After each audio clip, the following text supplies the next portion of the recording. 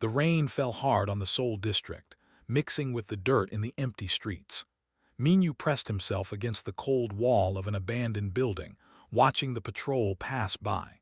Their tall bodies moved like insects, all sharp angles and clicking sounds. He waited until their footsteps faded before moving again. 20 years. That was how long they had ruled Earth. 20 years since the sky burned and the world changed forever. Minyu barely remembered the time before, when humans walked freely and the stars belonged to everyone. He slipped through a broken fence and into the basement of an old restaurant. Inside, a small light glowed.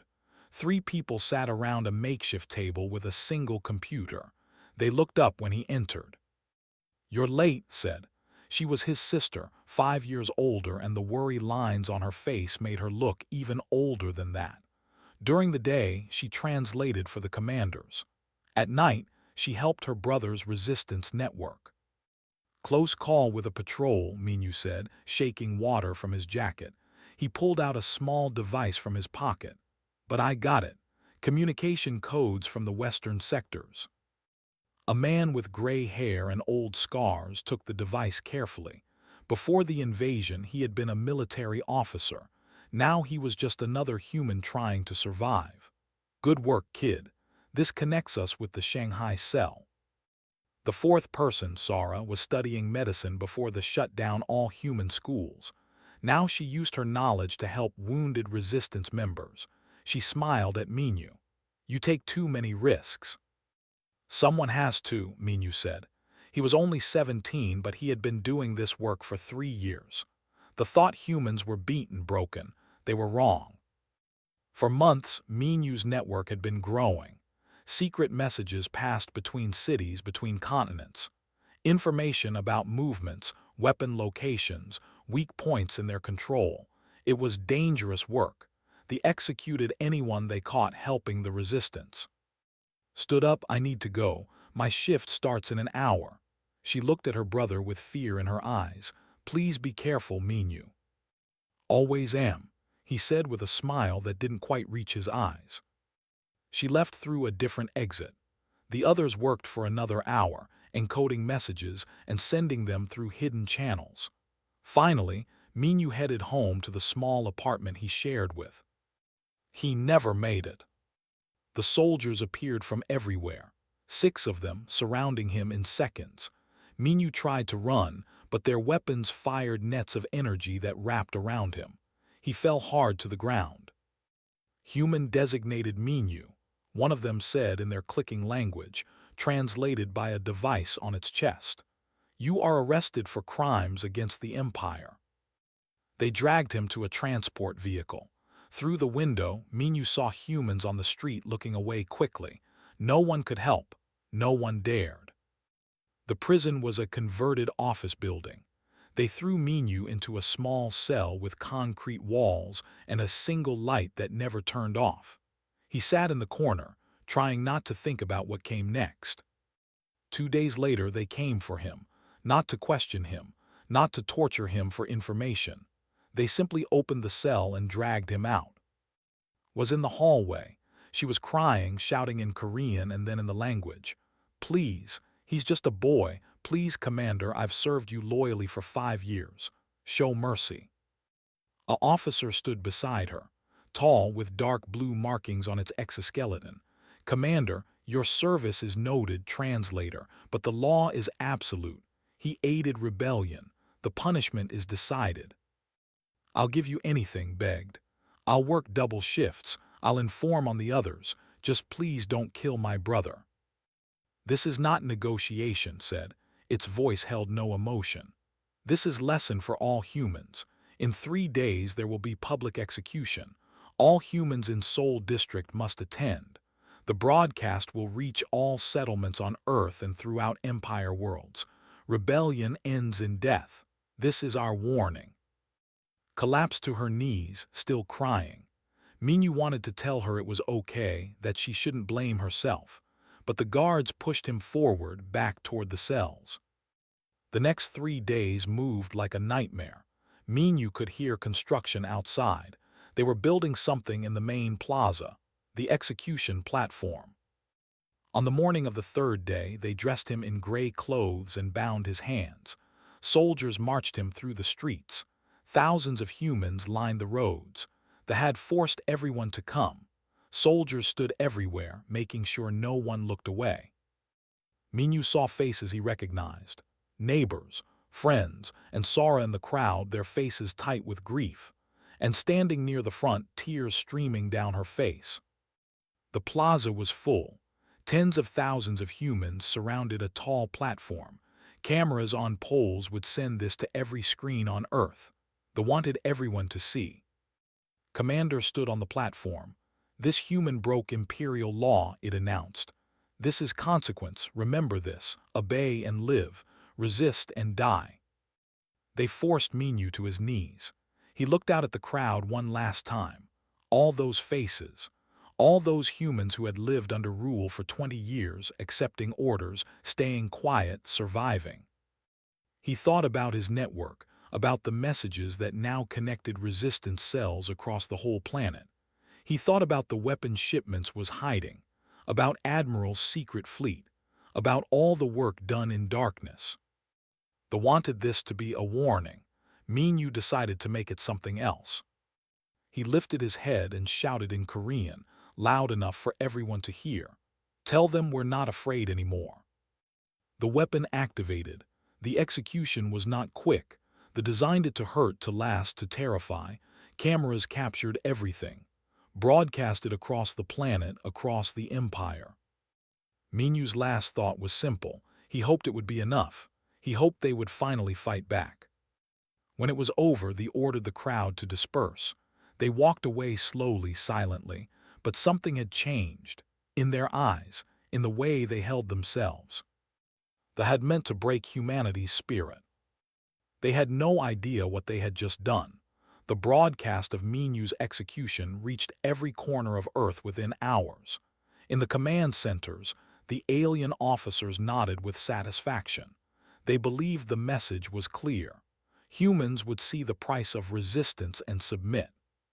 They were wrong. In apartments and shelters across Seoul, humans watched the screens with faces like stone. When the broadcast ended, no one spoke. But in that silence, something ancient and terrible was waking up. Sat alone in her apartment, staring at the wall. Her hands shook. For 5 years, she had told herself that cooperation was survival, that working with the protected her brother. Now Minyu was dead, and she had nothing left to lose. She stood up and walked to her computer. Her translator position gave her access to military systems. She had never abused that access before. Tonight was different. Her fingers moved across the keyboard. Files downloaded, fleet positions, patrol schedules, communication protocols, weapon storage locations, security weaknesses, everything she could reach she took. When she finished, she encrypted everything onto a small drive. Then she erased her digital footprints, wiped her computer, and walked out of her apartment forever. Across the city, received a package delivered by an unknown courier. Inside was a drive and a short note in Korean. Make them pay for my brother. Make them pay for everything. Plugged the drive into his secure computer. As the files opened, his eyes went wide. This was intelligence beyond anything the Resistance had ever possessed. He saw the full scope of the occupation. 50,000 soldiers on Earth. It seemed like a large number until he read further. The Empire controlled 70 star systems. They were fighting wars on a dozen fronts. Earth was a backwater to them, a conquered world that required only a small garrison. Most of their military was stretched across the galaxy, fighting other species, suppressing other rebellions. Began sending encrypted messages to every resistance cell he knew. The network Minyu had built was still functioning. Within 24 hours, resistance leaders across every continent were reading the same intelligence. In a bunker beneath the ruins of New York, a woman named studied the data. She had been coordinating resistance intelligence for 10 years. This information changed everything. They're vulnerable, she whispered to her team. actually vulnerable. In London, a man named ran an underground factory that produced improvised weapons. He received a new message: prepare for full distribution. Make enough for everyone. Looked at his stockpiles, 10 years of secret work, weapons hidden in basements, in tunnels, in abandoned buildings across the city. He sent replies to his counterparts in Berlin, Tokyo, Cairo, Sydney. Ready when you are. Far beyond Earth, in the frozen darkness of the belt, Admiral stood on the bridge of a ship that officially did not exist. Around him, 37 other ships floated in formation. Warships built from asteroid mining operations, assembled in secret over 20 years. They were crude compared to vessels, but they were built by humans who remembered freedom, engineers who studied captured alien technology, welders who worked in secret shipyards carved into ice and rock. Was 73 years old. He had escaped Earth during the initial invasion, fleeing with a small fleet of military and civilian ships. For 2 decades, they had hidden, built, and waited for the right moment. His communication officer approached. Admiral, we're receiving a message from Earth. It's coded with the old military encryption. Put it through, said. The message was simple, 3 words that carried the weight of 20 years, now or never. Looked at the holographic display showing Earth, a blue marble in the distance. He thought about Minyu, the teenager whose execution he had watched on the intercepted broadcast. He thought about every human who had died under rule. Send reply, he said quietly. Message received, we're coming home. On Earth, Doctor worked in a hidden laboratory beneath a mountain in Korea. She was a physicist who had survived the invasion by pretending to be a simple farmer.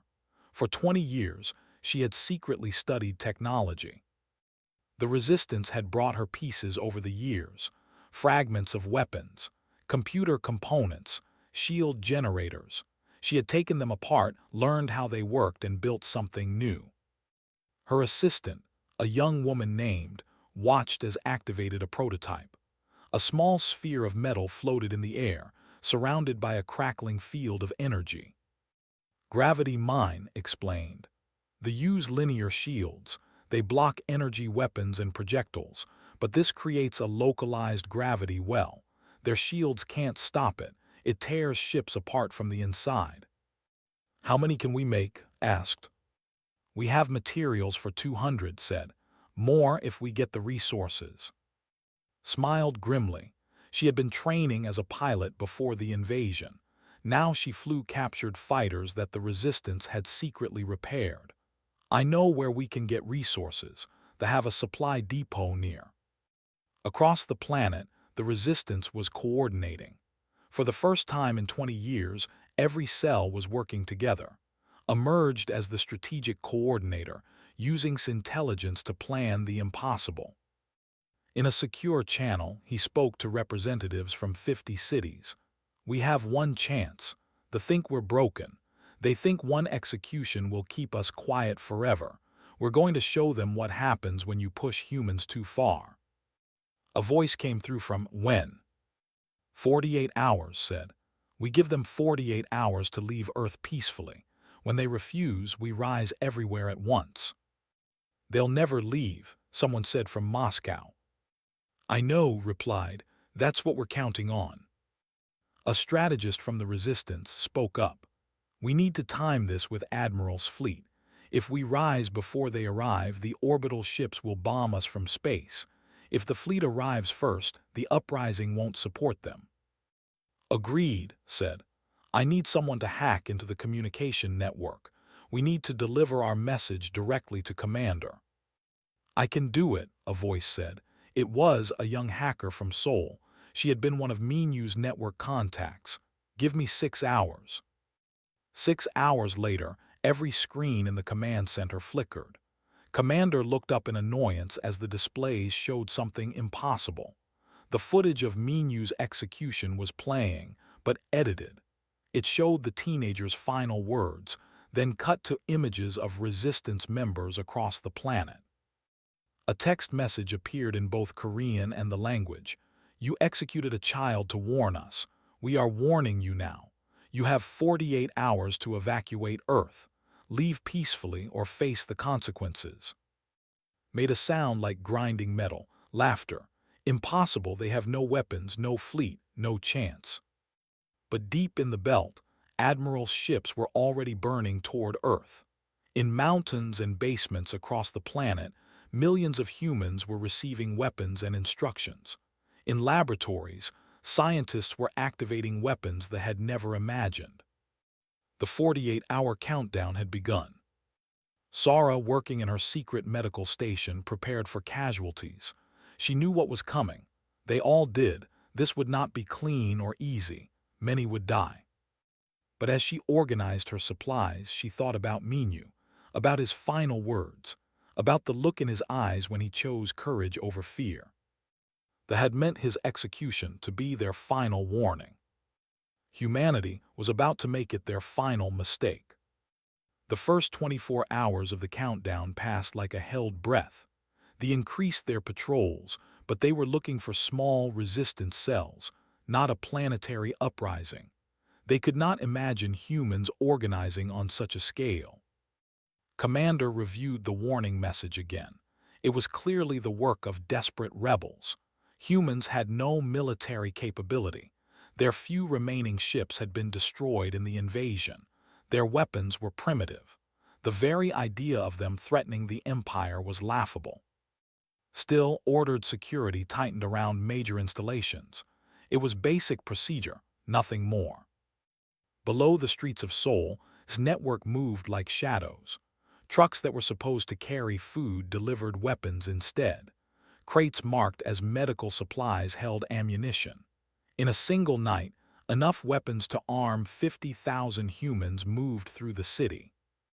Himself carried a box through an old subway tunnel. He was 40 years old, with burned scars on his hands from years of illegal manufacturing. Behind him, 5 others carried similar boxes. "This is the last shipment for the Central District," he said to a young woman waiting at a junction. Her name was, and she coordinated distribution for her neighborhood.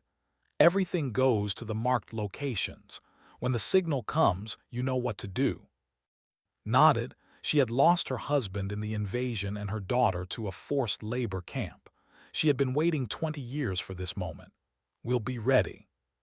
Similar scenes played out in every city on Earth. In Paris, weapons hidden in cemetery vaults. In Mumbai, explosives disguised as construction materials. In Lagos, fighters training in abandoned factories. The resistance had spent 2 decades preparing for a moment that might never come. Minyu's execution had given them that moment. Worked from a hidden room full of computer equipment. Her fingers flew across keyboards, infiltrating communication networks.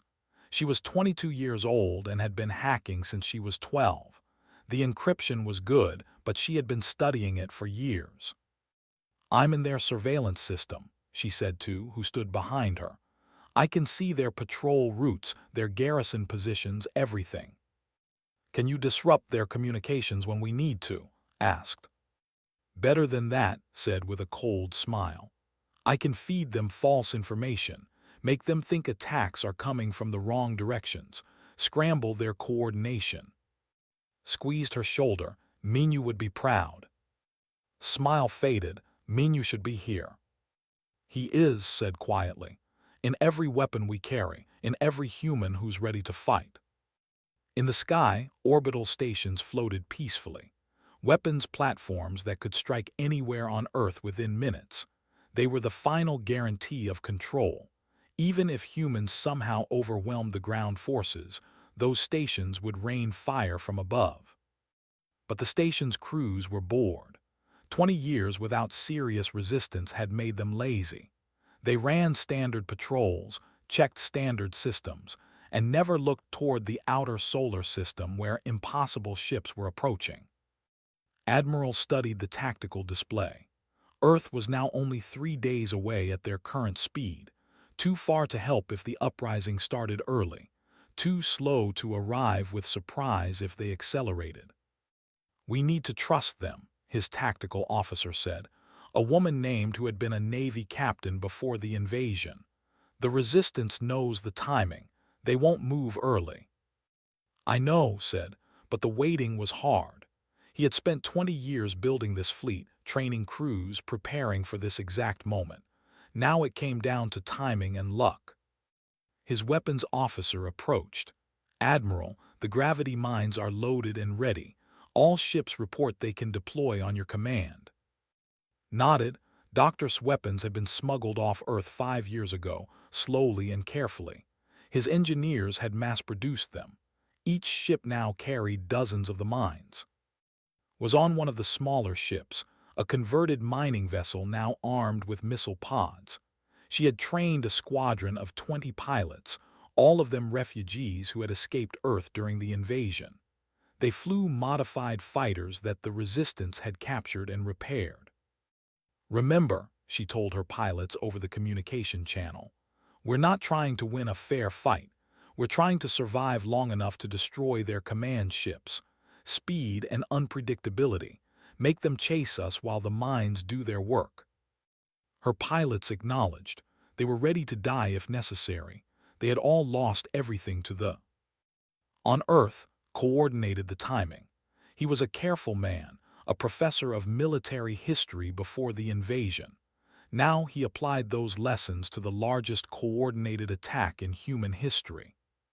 The Admiral's fleet enters weapons range in 47 hours, he told the Resistance Council. We need to begin the uprising exactly 1 hour before. That gives us time to engage the ground forces before the orbital strikes begin. When attacks the stations, they will be too busy to bomb us. And if the fleet doesn't make it, someone asked. Then we die fighting instead of living on our knees, said simply. The second 24 hours passed faster. Across Earth, humans prepared. In Seoul, walked through the neighborhood where Minyu had lived. People nodded to him. They knew. Everyone knew. An old woman stopped him. My grandson wants to fight, she said.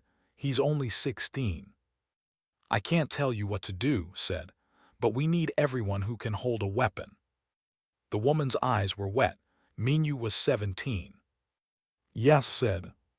Tell my grandson where to go, she said. At the hidden medical station, Sora finished organizing her supplies. She had recruited 30 other medical workers, all operating in secret. They had stockpiled bandages, antibiotics, surgical tools. It would not be enough. Nothing could be enough for what was coming. But they would save who they could. Had disappeared, but her legacy remained. The intelligence she provided had given the Resistance the knowledge they needed. Hoped she was alive somewhere safe. She deserved that much. With 6 hours left before the uprising, sent one final message to the communication network. It was Minyu's execution footage again, but this time edited differently. It showed his final words, then cut to images of Resistance fighters across the planet. Millions of them. The message was simple. Your warning has been received. Here is our answer. Commander saw the message and felt something unusual. For the first time in 20 years of occupation, it felt a flicker of concern. The images showed too many humans, too organized, too ready. It ordered a full military alert, all forces to combat readiness, orbital stations to prepare for ground support operations. But it was already too late.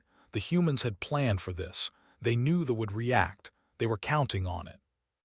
In a bunker beneath Seoul gathered the senior Resistance leaders, had traveled from New York, was there with his manufacturing teams, reviewed final preparations, monitored communications. This is it, said. In 6 hours we find out if 20 years of preparation was enough. If we win, Earth is free. If we lose, humanity goes extinct. They won't make the mistake of leaving us alive again. Then we better win, said. Around the world, fighters checked their weapons. In London, a man named who had been a taxi driver now commanded 200 Resistance members. In Sydney, a woman named who had been a student before the invasion led a team that would assault the supply depot. They were teachers and farmers, doctors and factory workers. They were parents who wanted their children to live free. They were young people who had never known anything but occupation. They were human beings who had been pushed too far. In space, Admiral's fleet accelerated. They were committed now. There was no turning back. "All ships," said over the fleet channel.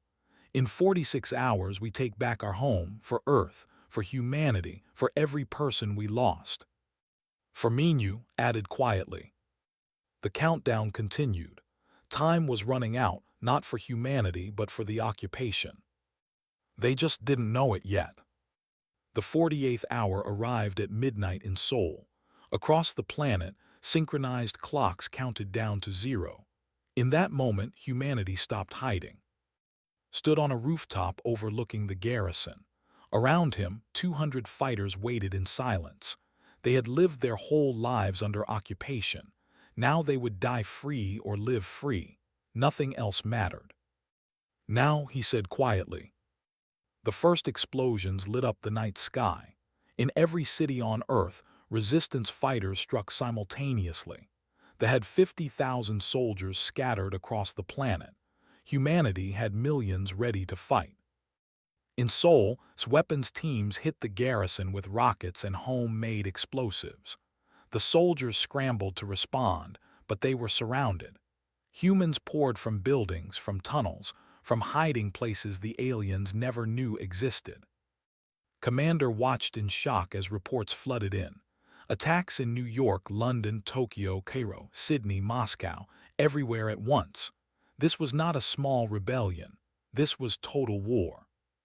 "Orbital support," ordered, "destroy the human positions." But had been waiting for this.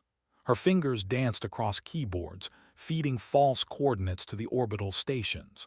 When they fired from space, their weapons struck empty streets and abandoned buildings. The humans had evacuated those areas hours ago. In London, led his fighters through streets they had memorized. They controlled the main roads, but humans knew every alley, every basement, every forgotten path. They hit supply depots and communication centers, then disappeared before reinforcements arrived. In Sydney's team stormed the supply base. The fighting was brutal and close. Humans died, but they kept coming. For every fighter who fell, 2 more took their place. They had never faced an enemy willing to trade lives like this. Sora's medical station filled with wounded within the first hour. She worked without stopping, hands covered in blood, saving who she could. Around her, other medics did the same. The cost was already terrible, but no one suggested stopping. In space, Admiral's fleet emerged from behind the moon. The orbital stations detected them immediately. Alarms blared. This was impossible. Humans had no fleet. But there they were, 38 ships, crude and ugly, built from desperation and hope. The stations opened fire. Energy weapons lanced through space. The human fleet scattered, each ship moving on unpredictable paths. 2 ships exploded in the first minute, their crews dying instantly. "Deploy mines," ordered. The gravity mines launched from every human ship. Small spheres that looked harmless until they activated. They tried to shoot them down, but there were hundreds, and they moved through the alien shields like they weren't there. The first mine reached a station and activated. Space twisted. The station's hull crumpled inward, metal screaming. Secondary explosions tore it apart. "It works," shouted. "The mines work." More mines reached their targets. They had 12 orbital stations.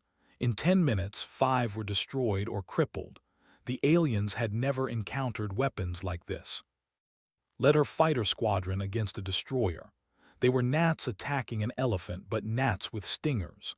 She fired missiles at the ship's engines, then broke away as it tried to track her. Her wingman, a pilot named, came from the other side, firing at exposed sensor arrays. The destroyer tried to swat them, but they were too fast, too small. And while it focused on the fighters, gravity mines drifted closer. "Break off," ordered. Her squadron scattered just as the mines activated. The destroyer twisted, tore, and died. But they were not beaten. Their remaining ships focused fire on the human fleet. A mining vessel exploded, then a converted freighter. The humans were winning, but the price was terrible. On Earth, the battle raged through the first hour, then the second. In Seoul, fighters had pushed the back into their garrison building. The aliens had better weapons and armor, but they were surrounded by an entire city that wanted them dead. "They're calling for evacuation," reported, trying to pull all forces back to defensive positions. "Don't let them regroup," ordered. "Keep the pressure on every front." In New York, watched as human fighters overran a command post. The aliens had ruled this city for 20 years. Now they were being hunted through their own buildings. But victories came with costs. In Paris, an entire resistance cell was wiped out by reinforcements. In Cairo, a human assault on the garrison failed with massive casualties. In Tokyo, aerial drones killed hundreds before fighters shot them down. They were not weak.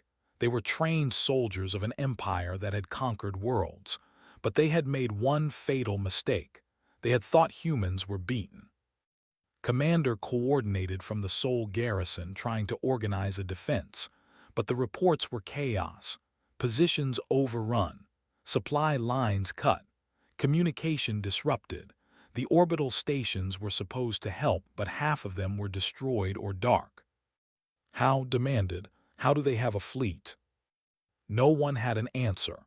The humans had been hiding their strength for 20 years, and now it was too late to stop them. In space, Admiral's fleet was down to 29 ships, but only 4 orbital stations remained operational. The battle was turning. "All ships focus fire on the command station," ordered. That was the big one, the platform that coordinated all operations on Earth. Every remaining human ship launched their last gravity mines. The station fired desperately, destroying many of the mines, but not all, never all. The mines reached the station. For a moment, nothing happened. Then space itself seemed to scream. The massive station collapsed inward, folding like paper in a fist. 10,000 personnel died in seconds. On Earth, every position lost coordination at once. Their communication network, linked through the command station, went dark. Saw it happen on monitors.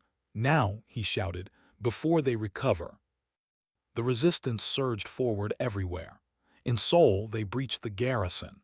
In London, they seized the spaceport. In Sydney, Moscow, Cairo, everywhere, humans pushed their advantage.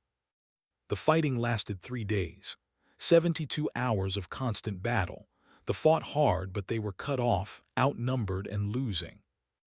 On the 3rd day, Commander's garrison in Seoul fell. The commander itself died fighting, refusing surrender. Most did the same. They were warriors of an empire, and they would not beg for mercy. By the end of the 3rd day, Earth's orbit belonged to Admiral's battered fleet. The planet's surface belonged to humanity. Of the 50,000 soldiers, fewer than 2,000 survived to be taken prisoner. But the cost had been devastating. Millions of humans had died. Entire city blocks were destroyed. The casualties were still being counted. In the Seoul Plaza where Minyu had been executed stood among the wreckage, bodies everywhere, and human both. The price of freedom was written in blood on these streets. Approached limping from a wound in his leg. "We won," he said, as if he could not quite believe it. "We survived the first battle," corrected. "The Empire will send more ships. This was only the occupation force." "Then we'll fight them too," said. He had burns on his arms from a close explosion, but he was alive. Sora emerged from her medical station, exhausted beyond words. She had not slept in 3 days. "We need to prepare for casualties from the next battle," she said. "We need more supplies, more medical personnel, more everything." "We'll find it," promised. In orbit, Admiral looked at his surviving ships. 21 left from the original 38. Thousands of his people dead, but Earth was free. For now. Squadron had been reduced from 20 fighters to 7. But they had held the line. They had won. The battle was over. The war was just beginning. The first week after the battle was spent counting the dead. In Seoul alone, 200,000 humans had died. Across Earth, the number climbed into the millions. Every city had streets full of rubble and makeshift cemeteries. Walked through what used to be downtown Seoul. Buildings stood like broken teeth against the sky. He stopped at a wall that had somehow remained standing. Someone had already started painting names on it. The dead, the heroes, the price of freedom. "We're going to need a bigger wall," said beside him. His burns were bandaged now, but he would carry the scars forever. "We'll build it," said. "We'll build 1,000 walls if we need to. Every name will be remembered." A young woman approached them. Her name was the distribution coordinator who had helped move weapons before the uprising. She carried a can of paint and a brush. "I'm starting the memorial," she said. "Who should be first?" Did not hesitate. Minyu, he should be first. Nodded and began painting carefully. The name appeared in Korean characters, then English below. Minyu, age 17, died so others could live free. Around Earth, similar memorials were appearing. Walls covered with names. Parks dedicated to the fallen. In New York, organized a monument that would hold 3 million names. In London, planted trees for every fighter who died under his command. But there was no time to only mourn. The resistance leaders knew the empire would respond. A conquered world had freed itself. Other species would see this. Rebellions might spread. The empire could not allow that. In a secured bunker that now served as Earth's military headquarters, spread out star charts. The nearest military base is 12 light-years away. They'll receive news of our victory within weeks, maybe days if any ships escaped. Best estimate, they'll send a fleet within 6 months. Admiral, now officially appointed as commander of Earth Defense Forces, studied the charts. How large a fleet? Unknown, admitted, but bigger than what we just faced, much bigger. Promoted to Admiral second in command, pointed to the orbital shipyards. "We captured 3 construction facilities in orbit. If we can get them operational, we can build real warships, not converted mining vessels. We'll need trained crews," said, "and more weapons." "Doctor is already working on that," said. "She has ideas for weapons that make the gravity mines look simple." In her mountain laboratory, Doctor barely slept. The gravity mines had worked, but she could do better. She studied the captured technology with new intensity. Their power systems, their faster-than-light drives, their manufacturing techniques. Visited the laboratory, still in her flight suit. "What do you need from us?" "I need you to test pilots," said. "I'm designing new fighters. Smaller, faster, and with weapons based on principles that don't understand." "How long until they're ready?" 3 months if everything goes perfectly," said. 6 months more realistically." "We might not have 6 months," said. "Then I'll work faster." Across Earth, the massive effort of rebuilding and preparing began. Humans who had been forced into labor camps were now free to use their skills. Engineers repaired the captured orbital stations. Scientists studied alien technology. Factories that had made goods for the now made weapons for humanity. But there was also diplomacy to consider. Using her hacking skills in a new way sent a message across the galaxy. It went to every world that had conquered, every species living under their rule.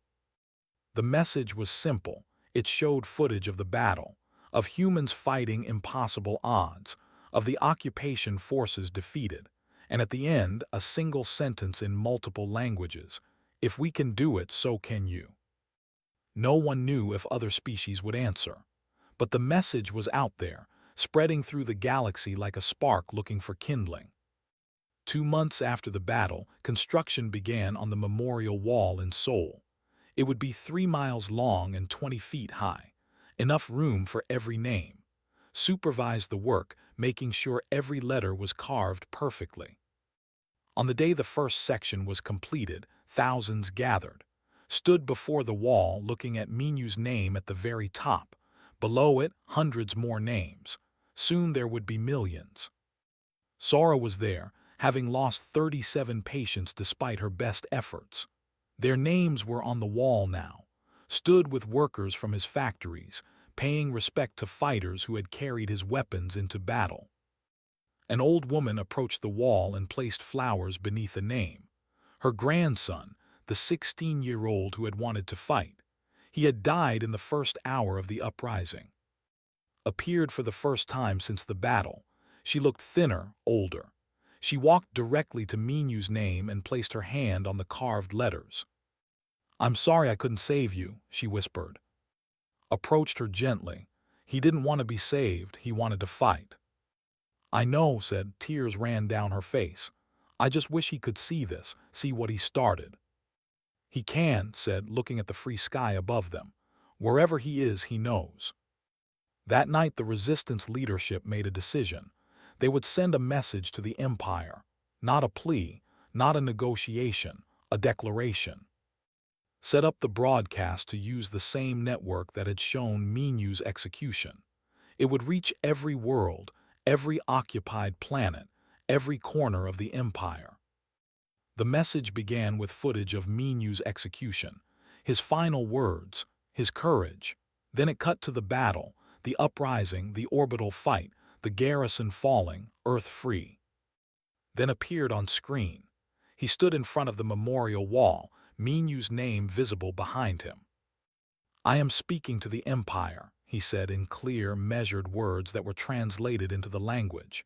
"You came to our world 20 years ago. You enslaved us. You thought we were weak. You thought one execution would break us." The camera pulled back, showing the 3-mile wall covered in names. "You were wrong. These are our dead. Millions died to free our world, and we would sacrifice millions more before we live as slaves again." The footage shifted to show the captured stations, now flying human flags, the orbital shipyards building new vessels, factories producing weapons. "You will send fleets to reconquer Earth. We know this. We are ready for this, and we will destroy every ship you send. We will make you pay for every mile of ground with blood and fire. Earth is ours. It will never be yours again." The final image was of Minyu's face, young and defiant. "You executed a child to warn us," his voice continued. "We defeated your occupation to answer. Send your fleets. We will be waiting." The broadcast ended with coordinates, Earth's location, a challenge, come and try. The message spread through the Empire within days. In the capital world, the Imperial Council watched in cold fury. A primitive species had defeated their occupation. Worse, they were openly defying the Empire. "Prepare a battle fleet," the High Commander ordered. "I want 300 ships, enough to burn that world to ash."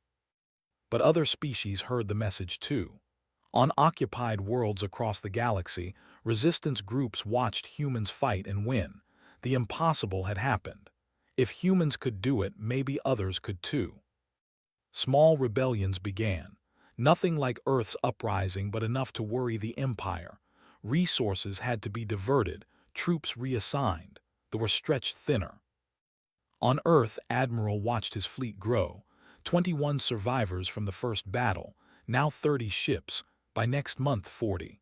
The orbital shipyards worked day and night. Trained new pilots, hundreds of them learning to fly the new fighters Doctor designed. They were young, eager, and determined. Organized Earth's defense. Every city now had armed militias, weapons stockpiles, evacuation plans. If they landed again, they would face the same resistance, only better prepared. Sora expanded the medical network. Hospitals in every major city, trained personnel ready for mass casualties. She hoped they would not be needed. She knew they would be.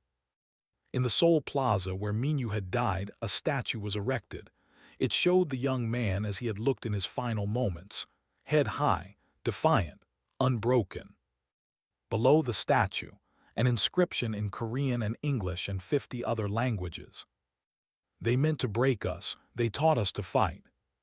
6 months after the battle, long-range sensors detected the fleet approaching.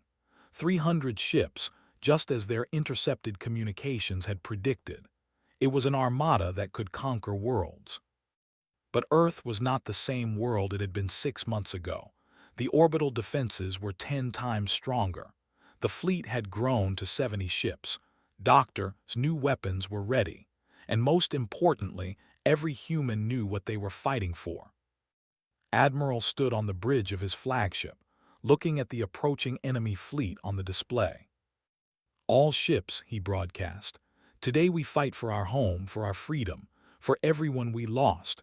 Make them remember the cost of threatening Earth." Across the planet, billions of humans prepared, in bunkers and shelters, holding weapons and waiting. They had paid for freedom with millions of lives. They would not surrender it. The fleet entered weapons range. Earth opened fire. The second battle for Earth had begun, and this time humanity was ready. In the Memorial Plaza, added new names to the wall. More heroes, more sacrifices. The price of freedom kept climbing.